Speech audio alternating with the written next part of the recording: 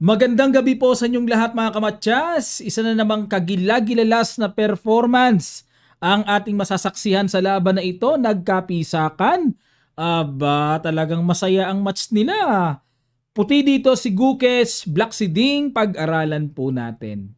Ang ginawa ni Gukes nag D4, Knight F6 si Ding, Knight F3, D5, C4, E6, kumapture sa D5. So ito po ay approaching Queen's Gambit decline, exchange variation, pero nag-Queen C2 muna dito si Gukesh. Dito po kasi sa madalas sa pagkakataon, Bishop G5 ang main line dito na talagang tinubuan na ng tahid. Ang tira na yan, panahon pa nila Kasparov, Karpov, legendary po ang Bishop G5 na yan. Pero, syempre para maiba-iba and para ma-out of preparation dito si Ding, nag-Queen C2 muna. At nag-G6, ayun no.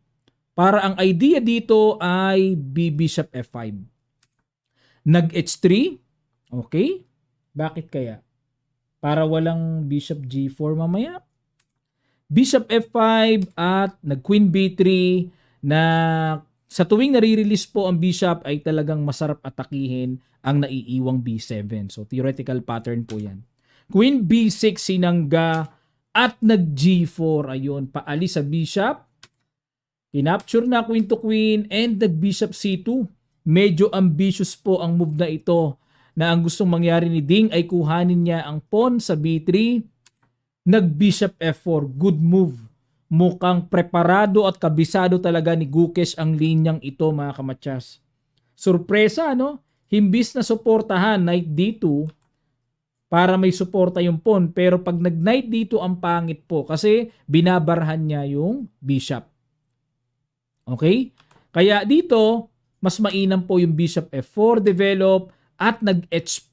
Binasag. Okay, bookline pa rin. Pero teka muna, liwanagin natin mga kamatyas. Ano mangyayari kung capturein ang B3? Magda Knight D2. Okay, threat ito. Na dito, kapag nag-Bishop C2 uli, may Rook C1. Ayun, mahuhuli. Bishop E4 and F3, mahuhuli. Kaya dito po, after Knight D2, pwersado mag-Bishop C4, nga lang, ang pangit na. Takes and E3, na ang Bishop pair ay nasa kamay ng puti. So, mainam na mainam po ang puti pagka ganito. Babawiin na yan. Okay? So, nag-H5 dito para makabasag muna sa king side, ma-weaken ang king side dito ng puti. Nag-Rook G1. Aba, talagang kakaiba. Takes. At nag-Knight BD7. Ayun! Nawala na po sa talaan ng aklat. Sa old line, may gumawa pa Bishop takes pawn. Ayun. Okay? Pero dito, nag-Knight BD7. Mas maganda po. Good move. Ang novelty ni Ding. Kitang-kita naman sa evaluation bar. At nag-Knight D2, dinipensahan na. Nag-Rook G8. Aba, talagang wala nang kaslingan sa king side.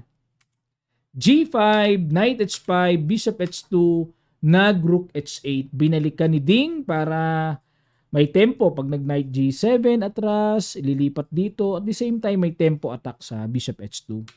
At nag-F3, Knight G7, Bishop G3, nag-Rook H5. Ayun. Tinarget dito ni Ding ang pawn sa G5 pero nabigyan po ng bad move. Dapat daw po is Bishop to E7.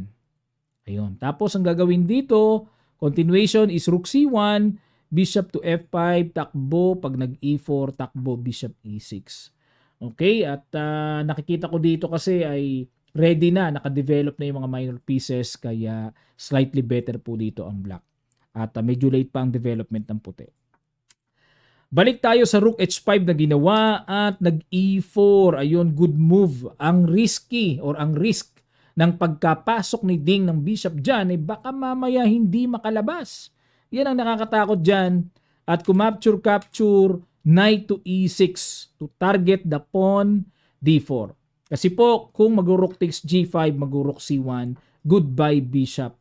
Long kulites. Kulong mga kamatyas.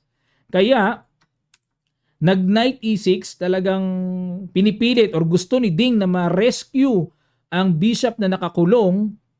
Pero Ayun, sige po mga kamatsas. Paki-guess nyo po ang napakagandang ginawa ni Gukes dito. Sa ilang sandali lang, tutuloy kagad natin. Start.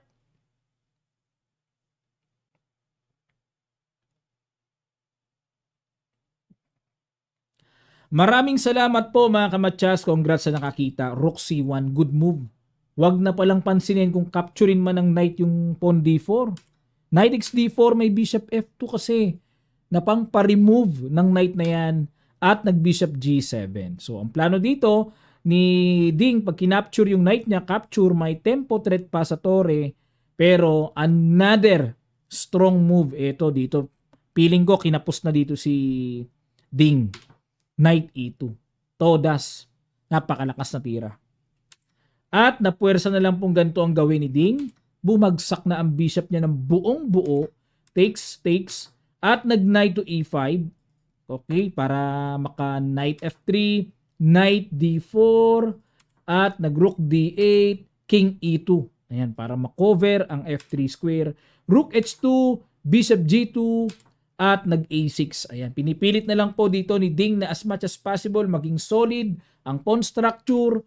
Nag-B3, ayan, para pag umalis ang torre mamaya, walang lundag knight C4, at nag-rook D7, nag-rook C1.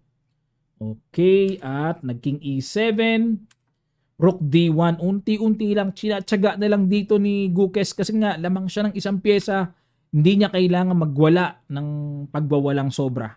King E8 at nag-bishop G3. Ayan na po, para ma-neutralize na.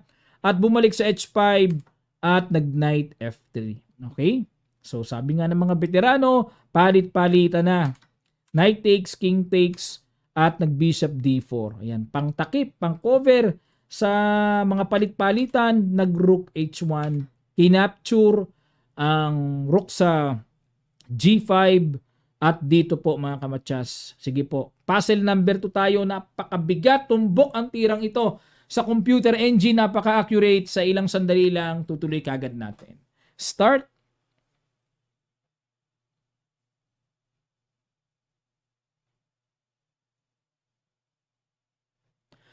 Maraming salamat po mga kamatsas. Congrats sa nakakita. Bishop H3. Threat ang torre. Naku po, pag nag-rook D8, tuhog. Ala. Nag-F5, obligado. Buti may paraan pa, no? Pero, Bishop F4 lang. Rook H5 at dito po nakalagay ay 1-0. Sumuko na po si Ding. Bakit? Kasi sisimplihan na lang ng capture doon sa pawn F5. Pag kinapture ng pawn, bitin ang torre. Pag kumapture naman sa H1, may capture pa doon, may hataw. At ito ang mangyayari. Okay. Grabe. Naka-neutralize sa score dito si Gukes. And back to square one na po ulit. Back to 0. Pero ang momentum ay nasa kamay ni Gukes. Okay, so ang ganda ng laban nila, palitan talaga mga kamatsas. Buhay na buhay uli ang mga taga-India. Ilang billion ba ang India ngayon? Number 1 na raw eh, mas lamang na raw sa China. Paramihan sila ng tao ah. Ayun mga kamatsas, nako ano pong masasabi nyo? Lapag nyo lang po sa comment section below. Ang tindi talaga ng laban nila, napakaganda ng mga nangyayari. Talagang bakbakan, pisakan. Makakabawi pa ba si Ding or aatakihin na siya ng kanyang psychological problem na sinasabi nilang pinagdaraanan ni Ding? Ayan, no? Tingnan natin ang timpla sa kinabukasan sa round number 4. Nandito lang po si Coach, a-analyze natin. Pasensya na po, hindi ko po na-live kasi ay talagang may mga commitments po ko bago itong mga schedule na ito. Sayang talaga. Kaya napilitan po talaga ako na unahin yung ating mga commitments. Okay? Maraming salamat po mga kamatsas sa inyong palagiang pagsuporta. Paki-like naman po ang video na ito. Subscribe po kayo sa mga di pa nakakapag-subscribe. And pa-share na rin po. Maraming salamat. Magkita-kita pa tayo sa mga susunod pang chess updates.